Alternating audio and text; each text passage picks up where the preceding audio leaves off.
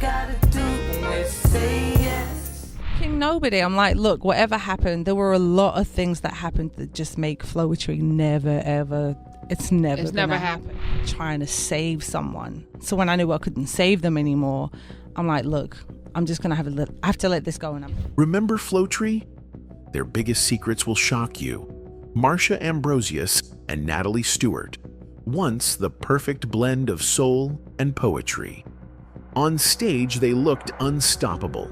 But behind the spotlight, cracks began to form. Whispers of betrayal, sudden fallouts, and controversies that fans never saw coming.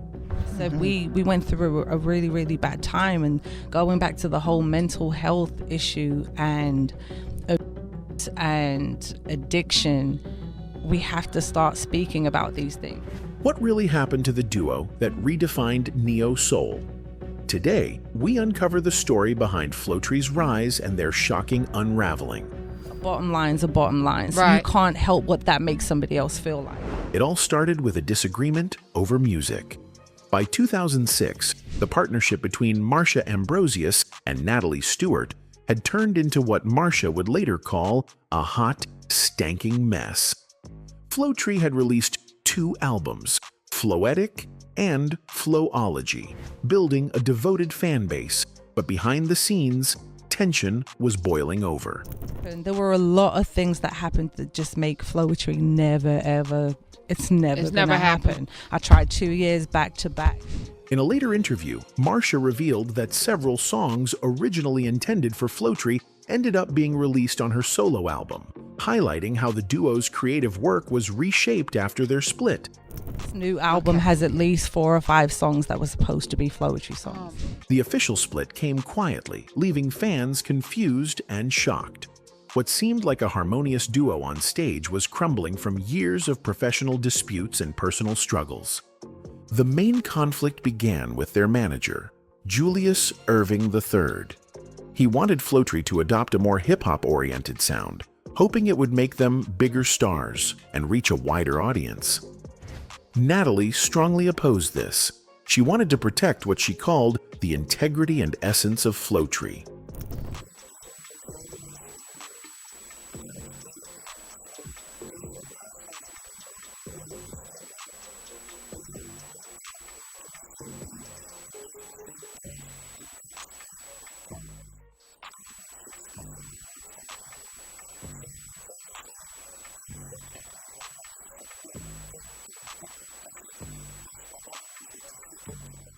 The disagreement escalated to the point where Natalie tried to fire Irving as their manager. Marsha, however, sided with him and continued her professional relationship, eventually signing a solo deal with Aftermath Entertainment. This decision broke the trust between them. Natalie felt betrayed, claiming that Marsha had sold out and held the group ransom for her own selfish gains. She also accused Marsha and Irving of blacklisting her in the US, making it nearly impossible to book shows or continue her career. While Natalie insisted she wasn't angry that Marsha went solo, she was hurt by what she described as the lies that came out of Marsha's mouth after the split. Marsha tells a different story. She says her choice to leave was not about money or fame, but concern for Natalie's safety. According to Marsha, Natalie was in a dangerous and relationship, and watching her friend physically and emotionally deteriorate became unbearable. Marsha recalls a moment at their last UK show when seeing Natalie with her boyfriend left her heartbroken.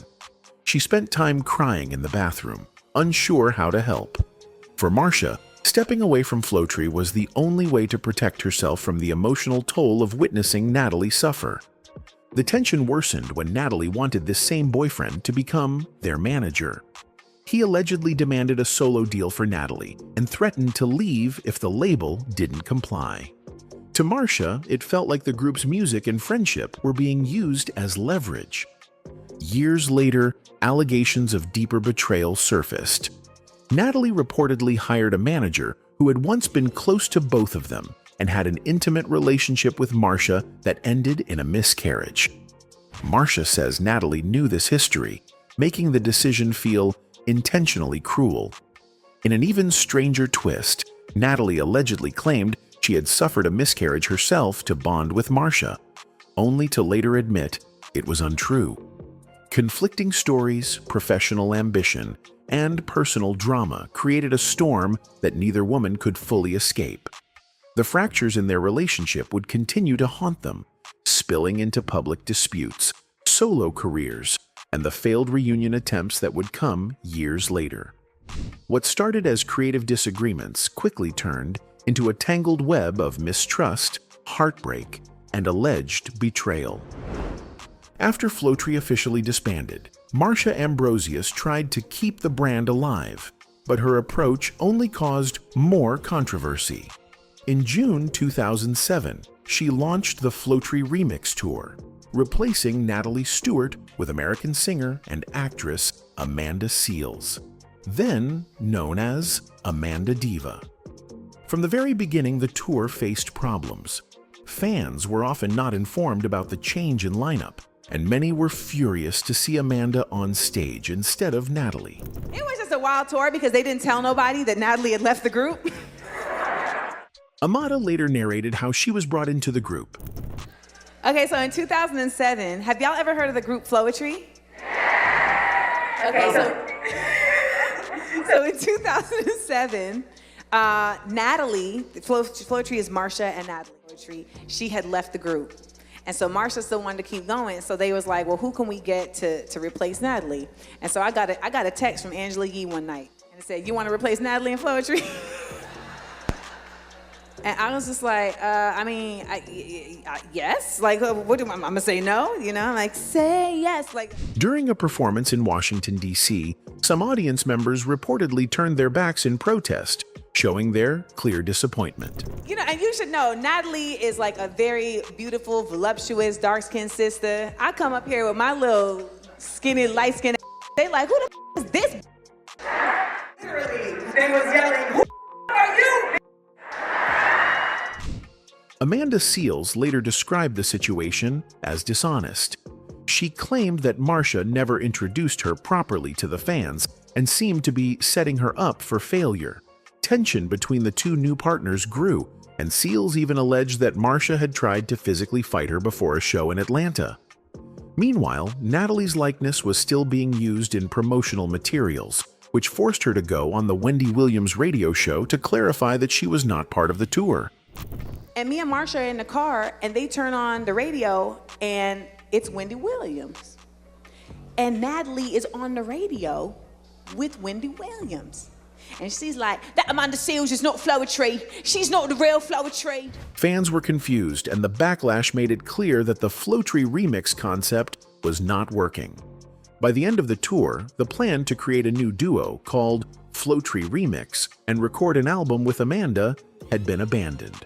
Marsha decided against continuing the project, leaving the attempt to revive the group a failed experiment. This failure marked a turning point, forcing both original members to focus entirely on their solo careers. Natalie, now performing as The Flowcist, signed with Shanachi Records and released her debut solo album, Floetic Soul, in 2010. She followed it with Floetry Rebirth in 2012 and Rise of the Phoenix Mermaid in 2014. During this period, she married her longtime partner, Nolan Weeks. Media coverage often compared Natalie's solo work to Marsha's, sometimes presenting her in a less favorable light. Despite the challenges, Natalie continued to build her career and maintain her voice as an artist. Marsha also found success as a solo artist. She released a mixtape called Neo Soul is Dead, and her debut album, Late Nights and Early Mornings, came out in 2011. It received critical acclaim and featured tracks written by artists like Lauryn Hill and Alicia Keys. Her second album, Friends and Lovers, followed in 2014, solidifying her position as a leading solo R&B artist. Even as they pursued separate paths, the idea of reuniting lingered. In 2010, Natalie tried to reform Floetry, but Marsha declined. A few years later, Natalie recorded a 10th anniversary remake of their hit Say Yes, and invited Marsha to collaborate, but Marsha again refused. Reconciliation seemed impossible. However, in December 2014, hope appeared. During a concert at the Clapham Grand in London, Marsha invited Natalie on stage, and they performed Floetic together to a cheering crowd. This reunion moment led to a private meeting in a London cafe, where they spoke openly and appeared to reconnect. Shortly after, a full reunion tour was announced for 2015, and for a brief moment, it looked like Floetry was truly back together. The Floetry reunion tour, which began in 2015, was supposed to be a triumphant return for Marsha Ambrosius and Natalie Stewart. Fans were excited to see the original duo back on stage, but beneath the surface, the same unresolved issues that caused their initial breakup were still present. The tour quickly became a battleground for old grudges and new betrayals, making any real reconciliation impossible. One of the first warning signs for Marsha was Natalie's choice of manager for the tour. He was a mutual friend, but also someone with whom Marsha had previously had an intimate relationship that ended in a miscarriage. Marsha felt the decision was deliberately cruel because Natalie knew the history. The situation became even more painful when Natalie allegedly claimed she had suffered a miscarriage herself to bond with Marsha, only to later admit it was a lie. This bizarre behavior made it clear that the reunion was built on a fragile foundation, and trust between them was already strained. As the tour went on, Marsha started a relationship with a roadie named Des Bivens. One day, while around him, she overheard voice messages from male band members. They were making crude comments about her past, suggesting Des should easily be able to sleep with her, saying things like, "Marsha done everybody in Philly already." At first, Marsha dismissed it as typical locker room talk, but then came another voice message, and this one changed everything. It was Natalie agreeing with the men and saying Des should blow Marsha's back out. Marsha also reportedly learned that Natalie had shared details about her personal life, including her body count. Hearing these words from someone she considered a sister cut deeply. This betrayal went beyond professional rivalry. It was personal, emotional, and devastating. The second leg of the tour in 2016 brought more turmoil. Marsha discovered she was pregnant, but she initially kept it private. She expected support from Natalie, but instead found indifference. Natalie continued to smoke cigarettes and marijuana on the tour bus, seemingly oblivious to Marsha's condition. When Marsha finally told her the news, Natalie responded coldly. "Oh, I kind of figured that out on my own." There were no congratulations, no celebration, just emotional distance and dismissal. This was the breaking point for Marsha. She realized their friendship could not be repaired. The combination of past tensions, repeated betrayals, and a lack of support during a vulnerable time made it clear that Floetry's story had reached its true end. By August 2016, the reunion tour concluded, and the group was finished for good. Marsha later reflected on the experience, saying, "We'll never be cool because she'll never be there for me like a friend should be." The dream of a lasting reunion, a new album, or a revitalized Floetry brand was permanently shattered. What began as hope and excitement for fans became a painful reminder that talent and chemistry alone cannot survive when trust is broken, and personal conflicts remain unresolved. The end of the 2016 reunion tour marked the final collapse of Floetry, but to truly understand the rise and fall of Marsha Ambrosius and Natalie Stewart, it's important to go back to where it all began. Before the breakups, betrayals, and failed tours, there were two young women from London who shared a passion for basketball, music, and poetry. Their early years, creative beginnings, and the bond they formed on London's courts would shape the duo that fans worldwide came to love. Natalie Stewart, who would later become the Floecist, was born in Germany to Jamaican parents. Her father served in the British Armed Forces, so the family moved often, living in places like Hong Kong before finally settling in South London. Natalie pursued her education in the arts, attending the prestigious Brit School for Performing Arts and Technology, and later continued her studies at Middlesex University. Her upbringing, filled with constant movement and exposure to different cultures, shaped her artistic voice and stage presence. Marsha Ambrosius, the songstress, was born in Liverpool, where music ran in her family. Her father played in a band, and her mother was a singer. From an early age, she grew up surrounded by music, listening to vinyls from artists like Queen and Sly and the Family Stone. Marsha also developed a love for basketball, coached by her father, who taught her teamwork, discipline, and focus, qualities that would later influence both her personal and professional life. The two first met as preteens on the basketball courts of London. Initially rivals, their shared interest in music and poetry quickly built a friendship. Natalie had been performing poetry since her teens and had formed a university group called 3+1. In 1999, during one of the group's final performances, she invited Marsha on stage to perform a song they had written together called Fantasize. The audience loved it, and in that moment, Floetry was born. Natalie became the Flowcist, and Marsha became the songstress. In 2000, with strong support from their families, they made the bold move to the United States. They spent a short time in Atlanta before settling in Philadelphia.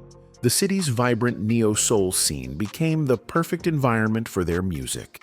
An open mic night brought them into a room with artists like The Roots, Jill Scott, and Erykah Badu.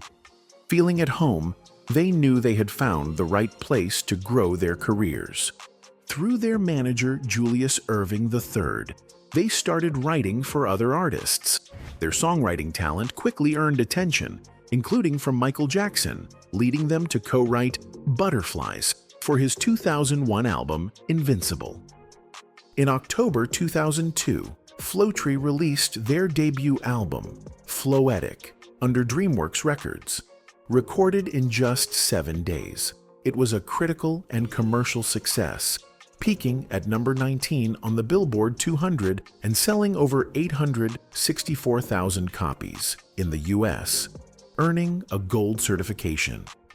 The title track became a hit, but Say Yes emerged as their signature song, reaching number 24 on the Billboard Hot 100.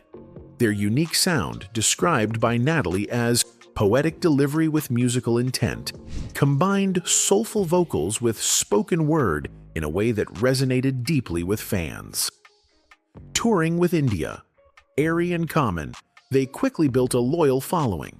In 2003, they released the live album Flowcism Live, recorded at the House of Blues in New Orleans, which also performed well on the charts. Their second album, Flowology, debuted in 2005 at number 7 on the Billboard 200, solidifying their place in neo-soul and R&B. By the peak of their career, Floetry had sold over 2 million records worldwide and left a lasting mark on the genre. From the basketball courts of London to sold-out stadiums in the United States, Marsha and Natalie's journey was defined by creativity, determination, and the bond they shared. Long before the controversies and breakups, their early years and rise to fame set the foundation for one of neo-soul's most beloved duos. After the final collapse of Floetry, Marsha Ambrosius and Natalie Stewart went their separate ways, both in life and in music. Marsha married Des Bivens, the roadie she had met during the Troubled reunion tour in 2017. Yo, this is Des. This is Mrs. Billups. Oh, wait a minute. You're in this room. With Madame Noir. Yeah. Together, they have a daughter named Nyla. Marsha continued her solo career with focus and determination.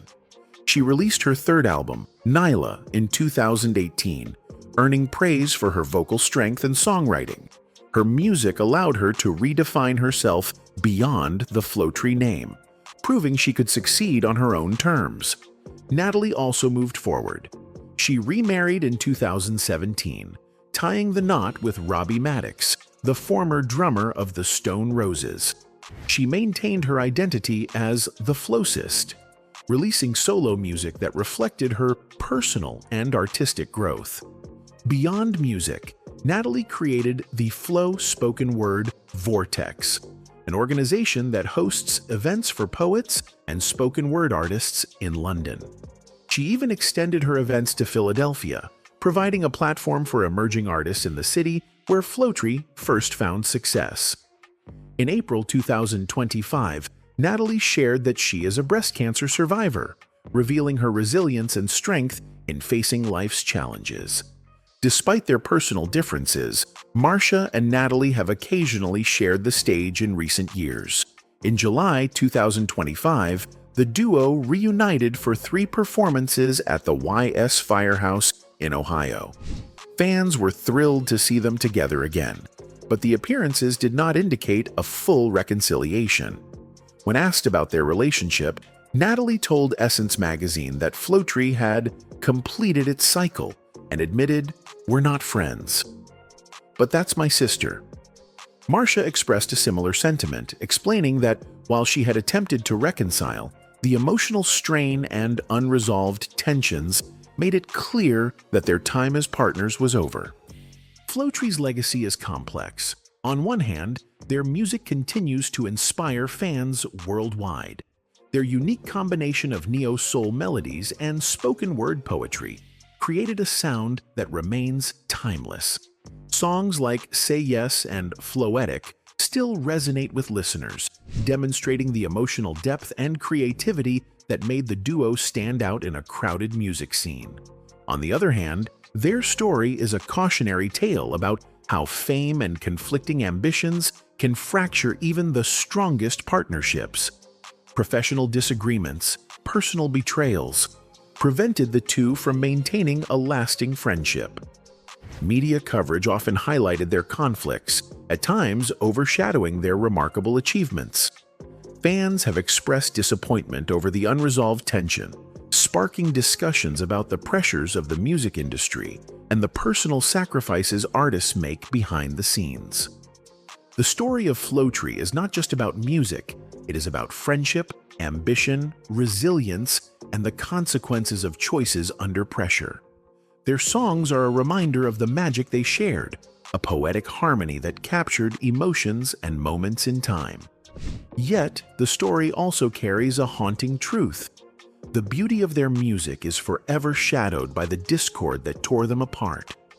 Fans will always celebrate what Floetry gave the world, but the bittersweet reality of their journey ensures that their legend remains as much about talent as it is about the human struggles behind it. Floetry may no longer exist as a performing duo, but their impact endures. Their story, full of triumphs and trials, remains a testament to the power of creative collaboration and the fragility of personal bonds in the face of fame.